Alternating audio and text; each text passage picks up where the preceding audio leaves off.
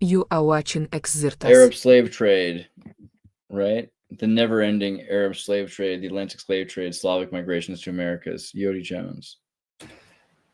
This video I only noticed because Yodi Jones tagged me in his video. You can see it's a very small channel, but still I'm like, well, if someone's going to tag me, of course I'm going to take a look. And what he's saying here is the question whether the Atlantic slave trade actually is the Arab slave trade, whether that's the same thing. I can't speak on this in detail, but I find the point very curious because several times it has been called into question whether the standard story of Afro-Americans all being brought with slave ships is actually correct in this way, or whether there's something else to it. And yeah, I wouldn't be surprised if also here we've been lied to and the actual history has been obfuscated.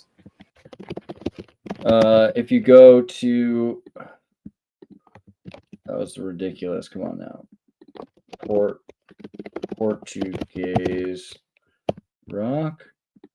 Okay, there's a rock here that's called Spanish rock, but now I guess they call it Portuguese rock. It's supposed to be the earliest sign of human visitation, talking about the Portuguese slave trade in Bermuda. The more you look at it, the more you'll find evidence that this is a much older rock in a much older place. Let's see if I can show you the Bermuda Bastion Fort. Maybe I can look it up.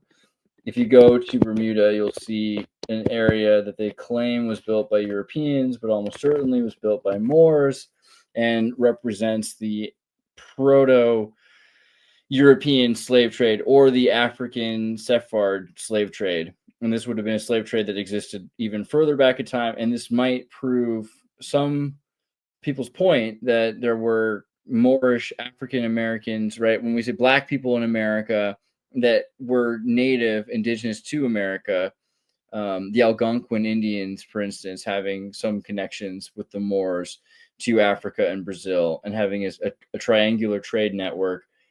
And this is complicated to call a slave trade network because, you know, slavery meant something different at that time. It was basically like indentured servitude, apprenticeship.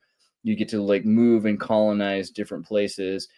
Imagine Elon Musk talking about going to Mars and what you're trading away to get to be on that boat or that spaceship, right? The idea is that you'd like trade your life away essentially to work for the company.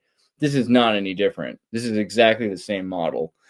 So something to look at is the Spittal Pond Nature Reserve and Portuguese Rock in Bermuda. And you'll see it particularly in between America and Africa and Europe and South America, like between the two hemispheres, there's a number of islands, and they're famous for slave trades. They have a lot of really interesting bastion forts, star forts, and there's rocks there with all sorts of interesting symbolism that's way older than anything written in Portuguese. And of course, Portuguese is interesting. We call it Spanish rock, but the Portuguese rock kind of proves that this is Ladino or Arabic. It's written in Arabic, maybe. And that just shows you how much older this really is. Okay. So then we got there. We've got a few more of these. Let's do this one here. Okay. Jared Booster, the construction photos of Bucharest Palace of Parliament. This is highly interesting because in official history, this was only built starting from 1984.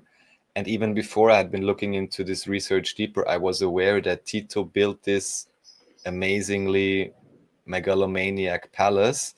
However, the story of the architect is very suspicious because she supposedly won the competition at like 26 as a female nonetheless, even though one could argue Soviet Union affiliated states were even faster in this idea of equal rights or equal opportunities for men and women.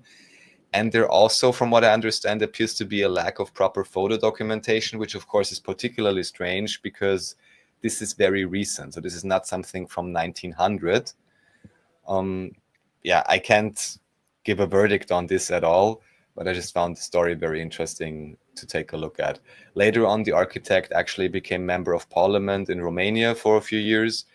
But yeah, right. What's the crazy story about this is that they constructed this and then supposedly the architect, this lady, claimed and said, well, actually, the art or whatever, or the construction or something is my intellectual property.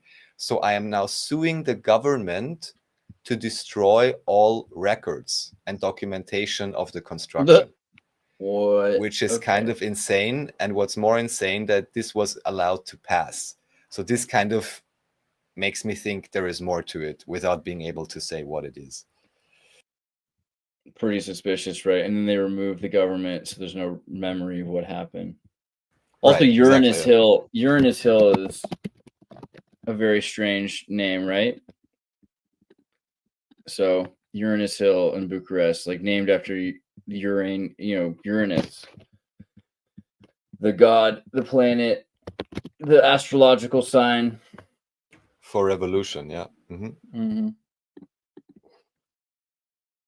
Well, I don't have too big of a comment on this one. I know that they tore out allegedly huge neighborhoods in order to build this, and so this was a major issue for people, was how many people were displaced supposedly. But you look at the pictures before and it's already pretty trash. So, and from what I had heard, even today, many of the rooms are supposedly unused or even inaccessible for parliamentarians and things like that. So it makes you wonder what could possibly be going on there. Fascinating. And the new chronology interview, eh? A new chronology interview. Yeah, always good to check out and gather more information about it.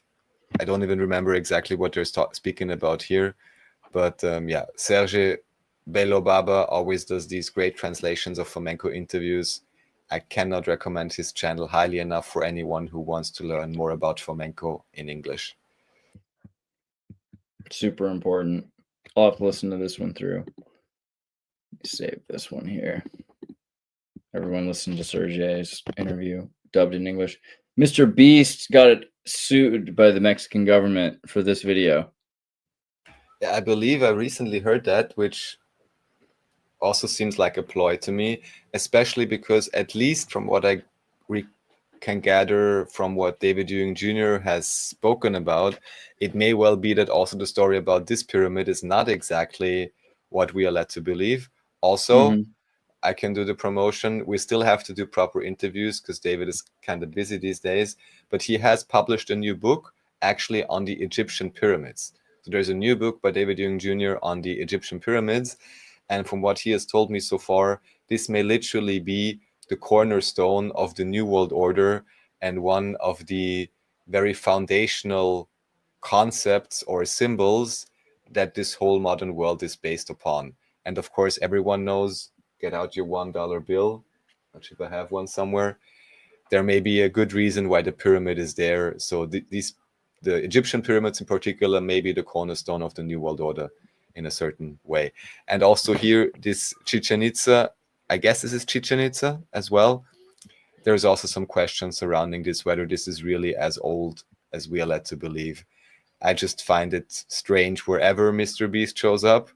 Yeah. Right. Yeah. And he's getting in trouble without putting the video, without having the government review the video before he put it up. Yeah. Crazy. If you can believe it.